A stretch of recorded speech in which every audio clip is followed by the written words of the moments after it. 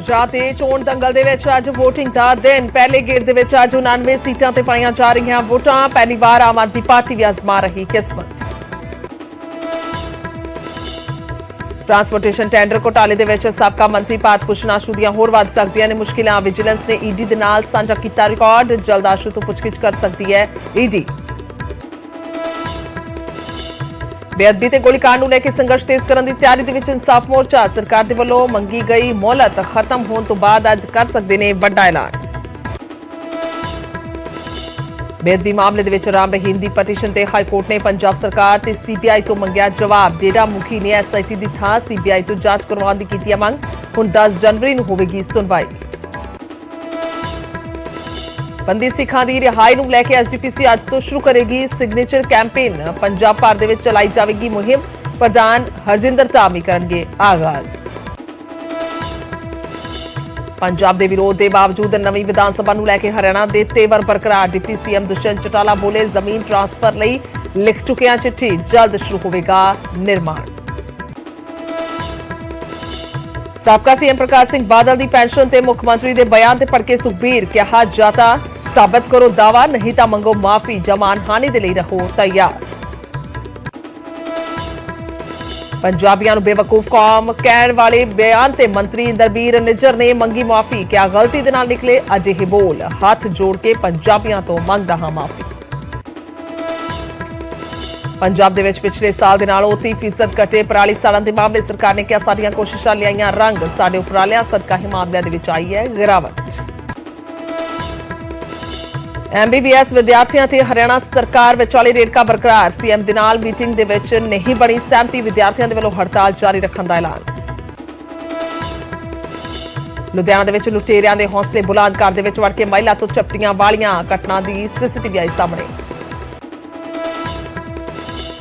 भारत लिए अज वड्डा दिन। आज रस्मी तौर पर भारत G20 देशों की प्रधानगी करेगा हासिल। देश दीआं 100 इतिहासिक इमारतां ते G20 के प्रतीक चिन्हां दी कीती जावेगी रोशनी।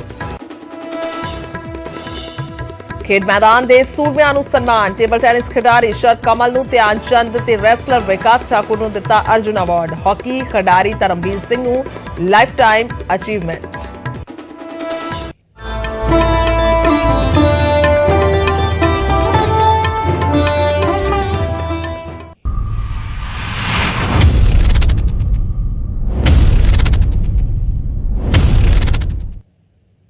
सत श्री अकाल। न्यूज़ 18 पंजाब हरियाणा देख रहे सारे दर्शकों का स्वागत। मैं तुहाडे नाल गुरजोत संधू। तां खबरां दी शुरुआत करदे हां साबका मंत्री भारत भूषण आशू तो जिन्हां दीआं मुश्किलां होर वध सकदियां ने। मुश्किलां दे विच होर वाधा हो सकदा है। ईडी दे वल्लों दस दईए कि ट्रांसपोर्टेशन टेंडर घोटाले की जांच शुरू की जा सकती है। तो ईडी दे कोल टेंडर घोटाले दीआं फाइलां पुज चुकियां ने। विजिलेंस ने ईडी दे नाल सारा रिकॉर्ड साझा कीता है। जल्द दस दईए कि आशू तो पुछगिछ हो सकती है ईडी दे वल्लों, क्योंकि हुण तक यह सारा मामला विजिलेंस देख रहा सी। तो विजिलेंस के वल्लों ही गिरफ्तारी की गई सी। उस तो बाद लगातार जो है पुछगिछ भी हुई है। तो हुण यह बड़ा मसला इस करके बढ़िया क्योंकि ईडी दे कोल रिकॉर्ड जो है सारे मामले का पहुंच चुका है। तो ट्रांसपोर्टेशन घोटाला है। मनोज राठी फोन लाइन ते ने ज्यादा जानकारी ली। मनोज की कुछ जानकारी है क्योंकि होर ज्यादा मुश्किलां च वाधा हो रहा है साबका मंत्री दियां। देखो गुरजोत ये 2-3 चीज़ा जी मेन है क्योंकि ये जो घोटाला होया सीगा 1 करोड़ का घोटाला है सामने आया सी। जो ट्रांसपोर्टेशन टेंडर घोटाला अनाज मंडी का ये विजिलेंस ने पूर्व जो मंत्री ने आशू उन्होंने नाल जिहड़े भी उन्होंने जिहड़े सहयोगी है फिर होर जिन्हां खिलाफ मामला दर्ज किया सीगा। पुछगिछ हुई सी, कई चीज़ां निकली सी सामने पुछगिछ बहुत सारी चीज़ां निकली सी। चलान भी पेश होया, कल सप्लीमेंट चलान भी पेश किया विजिलेंस ने, कल वो भी किया जा चुका है। लेकिन हुण ईडी की जिहड़ी एंट्री हुई है जिहड़े साडे सोर्सिस दस रहे ईडी दे कि उहदे विच FIR की कॉपी तो लैके जिहड़ी चीज़ां ते जिहड़ी इन्वेस्टिगेशन हुई है, जिहड़े लोकां नूं भी बुलाया गया, जिहड़े खिलाफ मामला भी दर्ज किया गया इंक्लूड आशू दे ते उन्हां तो हुण सारी रिपोर्ट मांग के हुण नवें सिरे तो जिहड़ी है इन्वेस्टिगेशन शुरू कर दी है ਇਹ ਜਿਹੜਾ ਘੁਟਾਲਾ ਹੈ ਇਹ ਕਰੋੜਾਂ ਦਾ ਹੈ।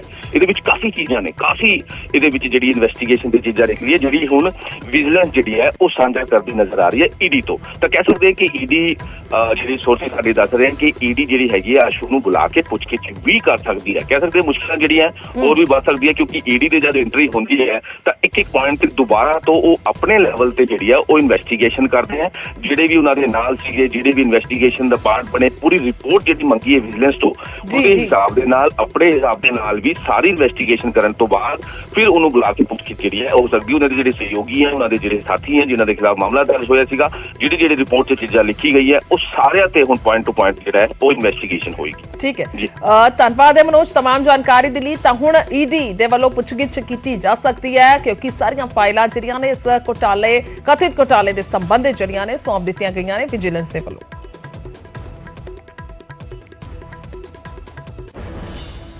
ਤਾਂ ਆਸ਼ੂ ਹੋਰਾਂ ਦੇ ਨਾਲ ਹੀ ਜੁੜੀ ਖਬਰ ਹੈ। ਸਾਬਕਾ ਮੰਤਰੀ ਆਸ਼ੂ ਦੇ ਖਿਲਾਫ ਸਪਲੀਮੈਂਟਰੀ ਚਲਾਨ ਪੇਸ਼ ਹੋਇਆ। ਵਿਜੀਲੈਂਸ ਨੇ ਲੁਧਿਆਣਾ ਕੋਰਟ ਦੇ ਵਿੱਚ ਦੱਸਿਆ ਕਿ ਚਲਾਨ ਪੇਸ਼ ਕਰ ਦਿੱਤਾ। ਸਪਲੀਮੈਂਟਰੀ ਚਲਾਨ ਟਰਾਂਸਪੋਰਟੇਸ਼ਨ ਟੈਂਡਰ ਘੁਟਾਲੇ ਦੇ ਵਿੱਚ ਪੇਸ਼ ਕੀਤਾ ਗਿਆ। ਹਾਲਾਂਕਿ ਇਸ ਤੋਂ ਪਹਿਲਾਂ ਵਿਜੀਲੈਂਸ ਨੇ ਜੋ ਹੈ ਉਹ ਚਲਾਨ ਪੇਸ਼ ਕੀਤਾ ਸੀ। ਦੱਸ ਦਈਏ ਕਿ 14 ਨਵੰਬਰ ਨੂੰ ਇਹ 1556 ਪੇਜਾਂ ਦਾ ਚਲਾਨ ਹੈ ਜੋ ਪੇਸ਼ ਕੀਤਾ ਗਿਆ ਸੀ। ਤਾਂ ਹੁਣ ਇਹ ਸਪਲੀਮੈਂਟਰੀ ਚਲਾਨ ਪੇਸ਼ ਹੋਇਆ ਹੈ। ਲਗਾਤਾਰ ਜੇਕਰ ਗੱਲ ਕੀਤੀ ਜਾਵੇ ਤਾਂ ਭਾਰਤ ਭੂਸ਼ਣ ਆਸ਼ੂ ਸਾਬਕਾ ਮੰਤਰੀ ਰਹੇ ਨੇ, ਫੂਡ ਐਂਡ ਸਪਲਾਈ ਇਹਨਾਂ ਦੇ ਕੋਲ ਡਿਪਾਰਟਮੈਂਟ ਸੀ, ਪਰ ਉਸ ਵੇਲੇ ਜੋ ਟੈਂਡਰ ਘੁਟਾਲਾ, ਟਰਾਂਸਪੋਰਟੇਸ਼ਨ ਟੈਂਡਰ ਘੁਟਾਲਾ ਹੈ, ਉਸ ਨੂੰ ਲੈ ਕੇ ਜੋ ਇਲਜ਼ਾਮ ਨੇ ਲੱਗ ਰਹੇ ਨੇ ਕਿ ਉਹ ਘੁਟਾਲਾ ਕੀਤਾ ਗਿਆ ਕਥਿਤ ਤੌਰ ਤੇ। ਹਾਲਾਂਕਿ ਕਿਉਂਕਿ ਇਸ ਦੀ ਜਾਂਚ ਅਜੇ ਚੱਲ ਰਹੀ ਹੈ ਕਿ ਇਸ ਤਰੀਕੇ ਦੇ ਨਾਲ ਗ੍ਰਿਫਤਾਰੀ ਹੋਈ ਸੀ, ਸਭ ਨੇ ਵੇਖਿਆ ਉਸ ਵੇਲੇ ਰਵਨੀਤ ਬਿੱਟੂ ਜਿਸ ਤਰੀਕੇ ਦੇ ਨਾਲ ਵਿਰੋਧ ਕਰ ਰਹੇ ਸਨ। ਤਾਂ ਹਾਲਾਂਕਿ ਉਸ ਵੇਲੇ ਤੋਂ ਲੈ ਕੇ ਹੁਣ ਤੱਕ ਗਿਰਫਤ ਦੇ ਵਿੱਚ ਨੇ ਔਰ ਵਿਜੀਲੈਂਸ ਲਗਾਤਾਰ ਪੁੱਛਗਿੱਛ ਕਰ ਰਹੀ ਸੀ। ਤਾਂ ਹੁਣ ਸਪਲੀਮੈਂਟਰੀ ਚਲਾਨ ਪੇਸ਼ ਕੀਤਾ ਗਿਆ।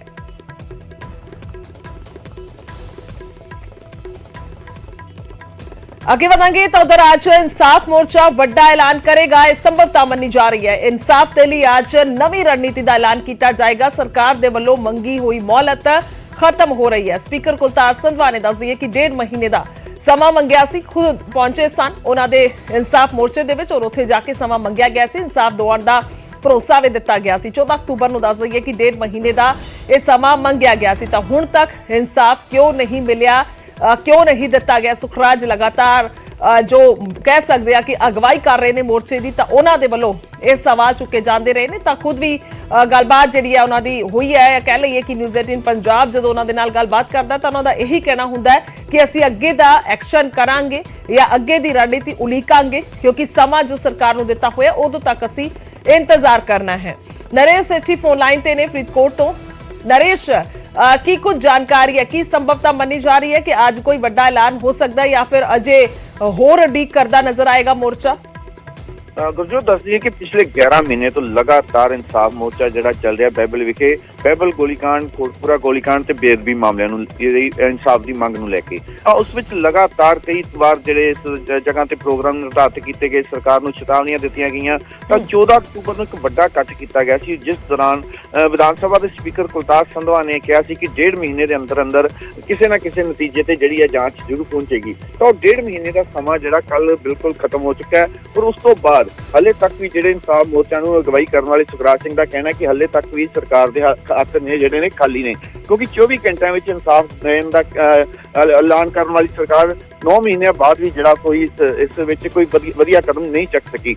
ਉਸ ਤੋਂ ਬਾਅਦ ਉਹਨਾਂ ਵੱਲੋਂ ਅੱਜ ਜਿਹੜੀ ਇੱਕ ਪ੍ਰੈਸ ਕਾਨਫਰੰਸ ਕੀਤੀ ਜਾਣੀ ਹੈ ਕਰੀਬ 1:30 ਵਜੇ, ਔਰ ਉਸ ਪ੍ਰੈਸ ਕਾਨਫਰੰਸ ਦੇ ਦੌਰਾਨ ਦੱਸਿਆ ਜਾ ਰਿਹਾ ਕਿ ਵੱਡਾ ਇੱਕ ਸੰਘਰਸ਼ ਐਲਾਨਣ ਦੀ ਜਿਹੜੀ ਅੱਜ ਪ੍ਰੋਗਰਾਮ ਤੈਅ ਕੀਤਾ ਗਿਆ ਔਰ ਸੰਗਤਾਂ ਨੂੰ ਇੱਕ ਵੱਡਾ ਪ੍ਰੋਗਰਾਮ ਦਿੱਤਾ ਜਾਏਗਾ, ਜਿਸ ਤਹਿਤ ਅਗਲੇ ਸੰਘਰਸ਼ ਦੀ ਜਿਹੜੀ ਰਣਨੀਤੀ ਹੈ ਤੈਅ ਕੀਤੀ ਜਾਏ। ਹੁਣ ਦੇਖਣਾ ਹੋਊਗਾ, ਕਿਉਂਕਿ ਲਗਾਤਾਰ ਜੇ ਗੱਲ ਕਰੀਏ ਤਾਂ ਪਹਿਲਾਂ ਵੀ ਕਈ ਤਰ੍ਹਾਂ ਦੇ ਜਿਹੜੇ ਐਲਾਨ ਕੀਤੇ ਗਏ ਸੀ ਮੋਰਚੇ ਵੱਲੋਂ, ਤਾਂ ਉਸ ਤੋਂ ਬਾਅਦ ਲਗਾਤਾਰ ਸਰਕਾਰ ਸਮਾਂ ਮੰਗਦੀ ਰਹੀ ਹੈ। ਤਾਂ ਹੁਣ 1.5 ਮਹੀਨੇ ਦਾ ਜਿਹੜਾ ਸਮਾਂ ਮੰਗਿਆ ਸੀ ਤਾਂ ਉਸਨੂੰ ਫਾਈਨਲ ਕੀਤਾ ਗਿਆ ਸੀ ਕਿ 1.5 ਮਹੀਨੇ ਤੋਂ ਬਾਅਦ ਅਸੀਂ ਕੋਈ ਹੋਰ ਸਮਾਂ ਨਹੀਂ ਦੇਵਾਂਗੇ।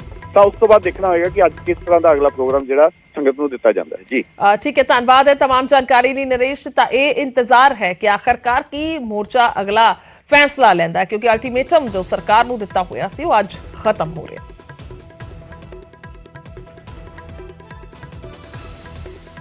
ਤਾਂ ਇਨਸਾਫ ਦੇ ਲਈ ਦੱਸ ਦਈਏ ਕਿ ਅੱਜ ਨਵੀਂ ਰਣਨੀਤੀ ਐਲਾਨੀ ਜਾ ਸਕਦੀ ਹੈ ਮੋਰਚੇ ਦੇ ਵੱਲੋਂ। ਮੋਰਚਾ ਜਿਹੜਾ ਹੈ ਉਹ ਲਗਾਤਾਰ ਲੱਗਿਆ ਹੋਇਆ। ਹਾਲਾਂਕਿ ਸਰਕਾਰ ਦੇ ਨਾਲ ਲਗਾਤਾਰ ਰਾਬਤਾ ਹੋ ਰਿਹਾ ਹੈ। ਕਹਿ ਲਈਏ ਕਿ ਖੁਦ ਵਿਧਾਇਕ ਜਿਹੜੇ ਕੁਲਤਾਰ ਸੰਧਵਾ ਨੇ, ਹਾਲਾਂਕਿ ਉਹ ਸਪੀਕਰ ਵੀ ਨੇ, ਪਰ ਉੱਥੇ ਪਹੁੰਚਦੇ ਨੇ ਵਿਧਾਇਕ ਹੋਣ ਦੇ ਨਾਤੇ, ਤਾਂ ਉਹਨਾਂ ਦਾ ਕਹਿਣਾ ਹੁੰਦਾ ਕਿ ਸਰਕਾਰ ਜਿਹੜੀ ਹੈ ਉਹ ਕੰਮ ਕਰ ਰਹੀ ਆ। ਵਿਸ਼ਵਾਸ ਦਿਵਾਉਂਦੇ ਨੇ, ਇਨਸਾਫ ਦੇ ਲਈ ਵਿਸ਼ਵਾਸ ਦਿਵਾਇਆ ਜਾਂਦਾ, ਭਰੋਸਾ ਦਿਵਾਇਆ ਜਾਂਦਾ। ਪਰ ਸੁਖਰਾਜ ਸਿੰਘ ਜਿਹੜੇ ਨੇ ਉਹ ਹਮੇਸ਼ਾ ਇਹੀ ਦਾਵਾ ਕਰਦੇ ਨੇ ਕਿ ਇਸ ਤਰੀਕੇ ਦੇ ਨਾਲ ਜਿਹੜੀ ਜਾਂਚ ਹੈ ਜਾਂ ਮੌਕਾ ਵੇਖਣਾ ਐਸਆਈਟੀ ਦੇ ਵੱਲੋਂ ਇੱਕ ਰੂਟੀਨ ਹੈ। ਇਨਸਾਫ ਕਦੋਂ ਮਿਲੇਗਾ, ਇਹ ਸਵਾਲ ਬਰਕਰਾਰ ਹੈ। ਤਾਂ ਇਸ ਤੋਂ ਪਹਿਲਾਂ ਕੱਲ ਇਨਸਾਫ ਮੋਰਚਾ ਨੇ ਸਪੀਕਰ ਕੁਲਤਾਰ ਸੰਧਵਾ ਨੂੰ ਉਹਨਾਂ ਦਾ ਬਿਆਨ ਯਾਦ ਕਰਵਾ ਕੇ ਅਸਤੀਫਾ ਮੰਗਿਆ, ਜਿਸ ਦੇ ਵਿੱਚ ਉਹਨਾਂ ਨੇ 1.5 ਮਹੀਨੇ ਦੇ ਵਿੱਚ ਇਨਸਾਫ ਦਿਵਾਉਣ ਦੀ ਗੱਲ ਆਖੀ ਸੀ। ਗੁਰੂ ਵੱਲ ਹੱਥ ਜੋੜ ਕੇ ਨਤਮਸਤਕ ਹੋ ਕੇ, ਸੰਗਤ ਨੂੰ ਨਤਮਸਤਕ ਹੋ ਕੇ ਬੜੀ ਹਲੀਮੀ ਨਾਲ ਕਹਿੰਦਾ ਵੀ ਹੁਣ ਦਿਨਾਂ ਦਾ ਹੀ ਖੇਡ ਹੈ।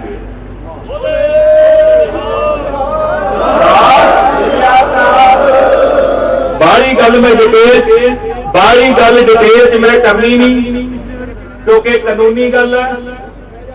ਮਹੀਨੇ 1.5 ਮਹੀਨੇ ਬਾਅਦ ਗੁਰੂ ਕਰੇ ਮਿਹਰ ਆਪਾਂ ਸ਼ੁਕਰਾਨੇ ਦਾ ਸਮਾਗਮ ਕਰਾਵਾਂਗੇ। ਸ਼ੁਕਰਾਨੇ ਦਾ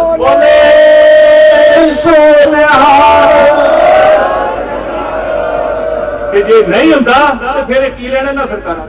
ਫਿਰ ਸਾਡੀ ਸਰਕਾਰ ਹੈ ਜੀ, ਸਾਡਾ ਸਰਕਾਰ ਸਾਡੀ ਗੁਰੂ ਹੈ, ਸਾਡਾ ਗੁਰੂ ਹੈ, ਸਾਡਾ ਗੁਰੂ ਹੈ, ਸਭ ਕੁਝ ਸਾਡਾ ਗੁਰੂ ਹੈ। ਦੇਖੋ, ਸਰਕਾਰ 14 ਅਕਤੂਬਰ 2022 ਨੂੰ ਸ਼ਹੀਦੀ ਸਮਾਗਮ ਦੇ ਉੱਤੇ 1.5 ਮਹੀਨੇ ਦਾ ਐਲਾਨ ਕਰਕੇ ਗਈ ਸੀ।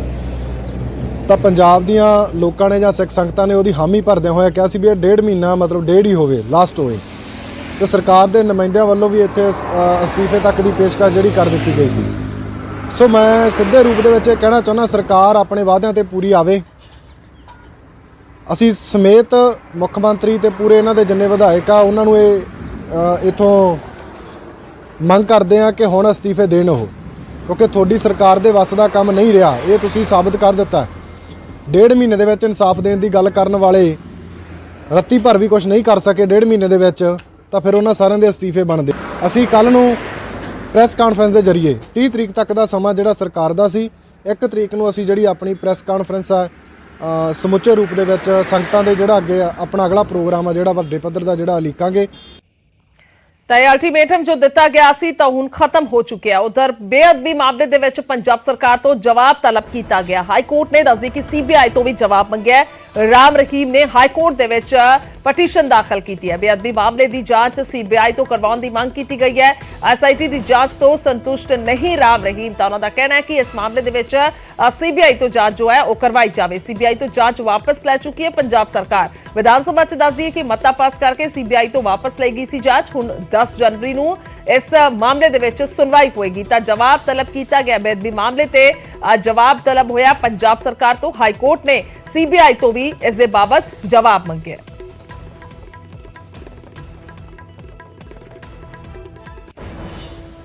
उधर बंदी ਸਿੰਘਾਂ ਦੀ रिहाई ਦੇ ਲਈ ਅੱਜ ਤੋਂ ਨਵੀਂ ਮੁਹਿੰਮ ਸ਼ੁਰੂ ਹੋਏਗੀ और एसजीपीसी ਦੇ ਵੱਲੋਂ ਨਵੀਂ ਮੁਹਿੰਮ ਸ਼ੁਰੂ ਕੀਤੀ ਜਾਏਗੀ। एसजीपीसी ਦੇ ਵੱਲੋਂ ਦਸਤਖਤ ਮੁਹਿੰਮ ਹੈ ਜੋ ਸ਼ੁਰੂ ਕੀਤੀ ਜਾਏਗੀ। एसजीपीसी ਪ੍ਰਧਾਨ ਹਰਜਿੰਦਰ ਧਾਮੀ शुरुआत करेंगे। बंदी सिखा की रिहाई के लिए दस्तखत करवाए जाएंगे। गुरु घरां दे विच जाके संगत तो दस्तखत करवाए जाएंगे। पीएम सीएम ते गवर्नर नूं ये दस्तावेज जिहड़े ने वो सौंपे जाएंगे, यानी कि एक वक्रे तौर पर मुहिम जिहड़ी शुरू कर दी गई है। दस्तखत मुहिम है, दस्तखत करवाए जाएंगे और एसजीपीसी दे वल्लों ये मुहिम जिहड़ी है उसकी शुरुआत की गई है।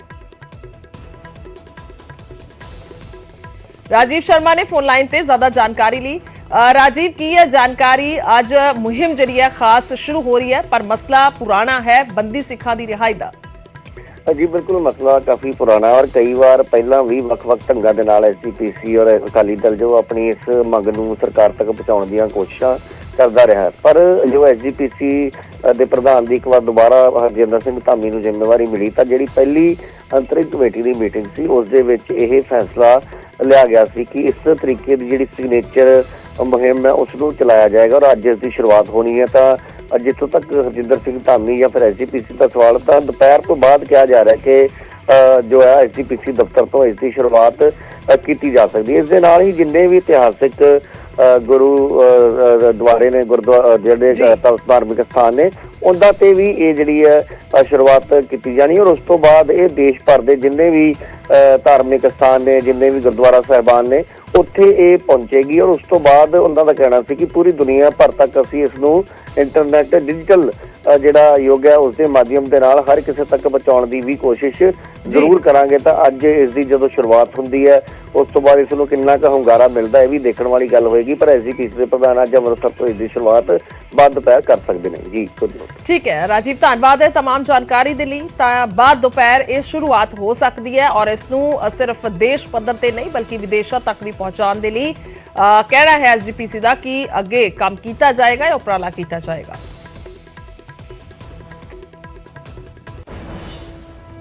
उधर पंजाब के विरोध के बावजूद हरियाणा के तेवर बरकरार ने। चंडीगढ़ दे विच नवीं विधान सभा की मांग ते हरियाणा कायम है। हरियाणा के डिप्टी सीएम दुष्यंत चौटाला का बड़ा बयान भी सामने आया है। जमीन ट्रांसफर के लिए चिट्ठी लिख चुके हाँ, चौटाला का कहना है जल्द शुरू होएगा नवीं विधान सभा का निर्माण। उन्होंने कहना है हरियाणा ने दस दी कि चंडीगढ़ दे विच 10 एकड़ जमीन मंगी है और उन्होंने यह भी कहना है कि इस दे बदले असी हरियाणा की जमीन जो है वो दे देवांगे। पर इस नूं लैके लगातार पंजाब दे विच हर एक पार्टी के वल्लों विरोध किया गया, बेशक वो विरोधी होण या सत्ताधारी पार्टी होवे। तो पंजाब हरियाणा की मंग का यह सख्त विरोध कर रहा है। पर इस दे विचाले ये बयान देखिए, हरियाणा की मांग थी, हमें हमारी विधानसभा में 26 कमरे कम मिले हुए थे और केंद्र सरकार ने पिछली जो नॉर्थ काउंसिल की बैठक थी उसमें ये माना था कि हमें मिलकर ज़मीन यूटी के साथ तय करनी है, वो हमने तय कर ली। अब वो ज़मीन ट्रांसफ़र के लिए हरियाणा ने पत्र लिख दिया और जल्द उसका निर्माण भी हम शुरू करेंगे। अगे बढ़ांगे तो उधर सीएम नूं मानहानि की चेतावनी आई है, यानी कि सुखबीर बादल ने सीएम के बयान से सवाल चुके ने। सीएम मान प्रकाश सिंह बादल की पेंशन के बारे झूठ बोल रहे हैं। सुखबीर बादल का कहना है दावा साबित करन या फिर माफी मंगी जाए, नहीं तो फिर मानहानि के केस के लिए तैयार रहन, ये भी उन्होंने कह दिता है। दरअसल कल गुजरात के अहमदाबाद के मुख्यमंत्री भगवंत मान ने प्रेस कॉन्फ्रेंस के दौरान साबका सीएम प्रकाश सिंह बादल की पेंशन नूं लैके बयान दिता सी, जिस तो बाद सुखबीर बादल ने मुख्यमंत्री मान ते झूठ बोलन का इल्जाम लगा के उन्हां ते मानहानि करन दी चेतावनी दे दी है।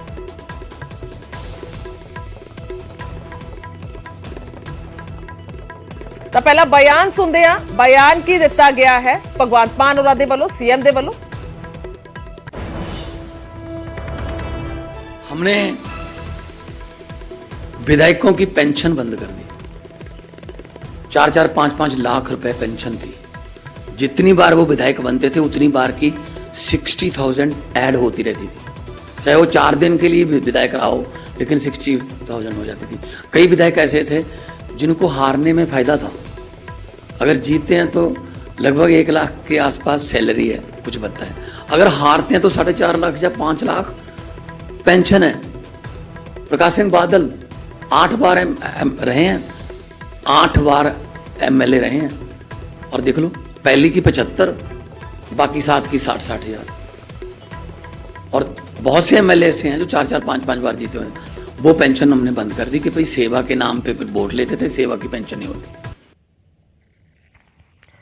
ਤਾਂ ਇਹ ਬਿਆਨ ਦਿੱਤਾ ਗਿਆ ਸੀ, ਜਿਸ ਤੋਂ ਬਾਅਦ ਹੁਣ ਸੁਖਬੀਰ ਬਾਦਲ ਨੇ ਸਵਾਲ ਚੁੱਕੇ ਨੇ ਔਰ ਟਵੀਟ ਕੀਤਾ। ਲਿਖਦੇ ਨੇ ਸੀਐਮ ਭਗਵੰਤ ਮਾਨ ਨੇ ਪ੍ਰਕਾਸ਼ ਸਿੰਘ ਬਾਦਲ ਦੇ ਵੱਲੋਂ ਲੱਖਾਂ ਰੁਪਏ ਦੀ ਪੈਨਸ਼ਨ ਲੈਣ ਦਾ ਝੂਠਾ ਦਾਅਵਾ ਕੀਤਾ ਹੈ। ਬਾਦਲ ਸਾਹਿਬ ਨੇ ਪੈਨਸ਼ਨ ਲੈਣ ਤੋਂ ਇਨਕਾਰ ਕਰ ਦਿੱਤਾ ਅਤੇ ਪੰਜਾਬ ਸਰਕਾਰ ਨੂੰ ਬੱਚੀਆਂ ਦੀ ਪੜ੍ਹਾਈ ਤੇ ਖਰਚ ਕਰਨ ਦੇ ਲਈ ਕਿਹਾ। ਮੁੱਖ ਮੰਤਰੀ ਨੂੰ ਜਾਂ ਤਾਂ ਦਾਅਵਿਆਂ ਨੂੰ ਸਾਬਤ ਕਰਨ ਦੇ ਲਈ ਰਿਕਾਰਡ ਪੇਸ਼ ਕਰਨ ਜਾਂ ਫਿਰ ਮਾਫੀ ਮੰਗਣ, ਨਹੀਂ ਤਾਂ ਮਾਨਹਾਨੀ ਦੇ ਮੁਕੱਦਮੇ ਦੇ ਲਈ तैयार रहन। तो इस तरीके दे नाल उन्होंने ट्वीट किया और इस सीधे सवाल खड़े कर दिते ने। उन्होंने कहना है कि पेंशन तो पहला ही चिट्ठी लिख के जो है वो कह दिता गया सी कि ये नहीं चाहिए और इसनूं बच्चियां दी पढ़ाई लई खास तौर पर वरती जाए, विकास कामां दे विच वरतिया जाए, इस पैसे नूं जिसका रिकॉर्ड भी पिया उन्होंने दावा किया। तो हुणे उन्होंने चेतावनी दे दी है।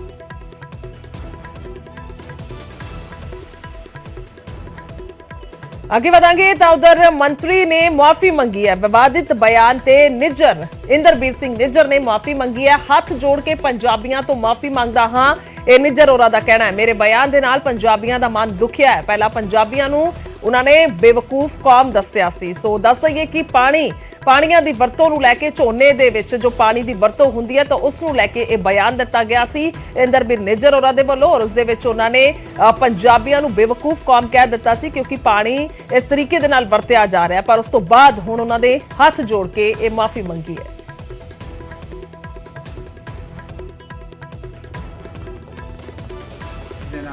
पंजाबियां मेरे को एक बयान दिता गया है जिहदे नाल पंजाबियां दा बहुत दिल दुखिया।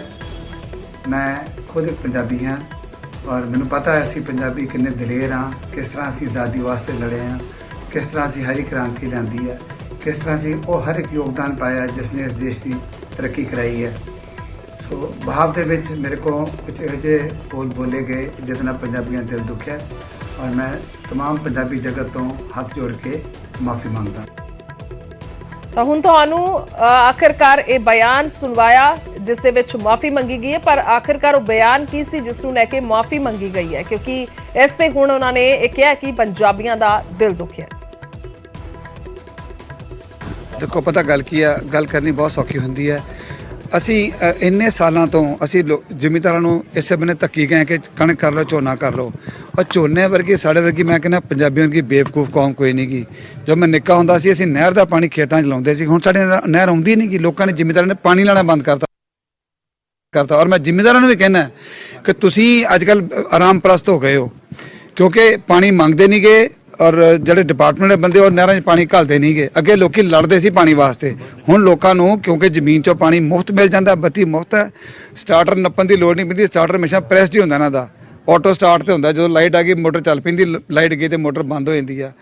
ਜਦੋਂ ਨਹਿਰ ਦਾ ਪਾਣੀ ਲਾਉਣਾ ਪੈਂਦਾ ਤਾਂ ਸਾਨੂੰ ਨੱਕੇ ਲਾਉਣੇ ਪੈਂਦੇ ਆ, ਮੋਗੇ ਵੱਡੇ ਵੱਡੇ ਹੁੰਦੇ ਆ, ਨੱਕੇ ਲਾਉਣ ਨੂੰ 2 ਬੰਦੇ ਚਾਹੀਦੇ ਹੁੰਦੇ ਕਈ ਵਾਰੀ। ਸੋ ਸਮੱਸਿਆ ਇਹ ਹੈ ਕਿ ਸਾਨੂੰ ਪਾਣੀ ਬਚਾਉਣਾ ਚਾਹੀਦਾ ਆਪਣਾ। ਪਹਿਲੀ ਗੱਲ ਤਾਂ ਇਹ ਜੇ ਅਸੀਂ ਪਾਣੀ ਰਾਈਸ ਪ੍ਰੋਡਿਊਸ ਕਰਦੇ ਹਾਂ ਜੋ ਬਹੁਤ ਸਾਰਾ ਪਾਣੀ ਵਰਦੀ ਹੈ ਔਰ ਸਾਡਾ ਜਿਹੜਾ ਪ੍ਰਾਂਤ ਹੈ ਉਹ ਰੇਗਿਸਤਾਨ ਬਣੀ ਜਾਣ ਡਿਆ। ਮੇਰੇ ਕੋਲ ਇੱਕ ਬਿਆਨ ਦਿੱਤਾ ਗਿਆ ਹੈ ਜਿਹਦੇ ਨਾਲ ਪੰਜਾਬੀਆਂ ਦਾ ਬਹੁਤ ਦਿਲ ਦੁਖਿਆ। ਮੈਂ ਖੁਦ ਇੱਕ ਪੰਜਾਬੀ ਹਾਂ ਔਰ ਮੈਨੂੰ ਪਤਾ ਹੈ ਅਸੀਂ ਪੰਜਾਬੀ ਕਿੰਨੇ ਦਲੇਰ ਹਾਂ, ਕਿਸ ਤਰ੍ਹਾਂ ਅਸੀਂ ਆਜ਼ਾਦੀ ਵਾਸਤੇ ਲੜੇ ਹਾਂ, ਕਿਸ ਤਰ੍ਹਾਂ ਅਸੀਂ ਹਰੀ ਕ੍ਰਾਂਤੀ ਲਿਆਂਦੀ ਹੈ, किस तरह से वो हर एक योगदान पाया जिसने इस देश की तरक्की कराई है। सो बहाव दे विच मेरे को कुछ इहो जिहे बोल बोले गए जिहदे नाल पंजाबियां दिल दुखिया और मैं तमाम पंजाबी जगत तो हथ जोड़ के माफ़ी मांगदा।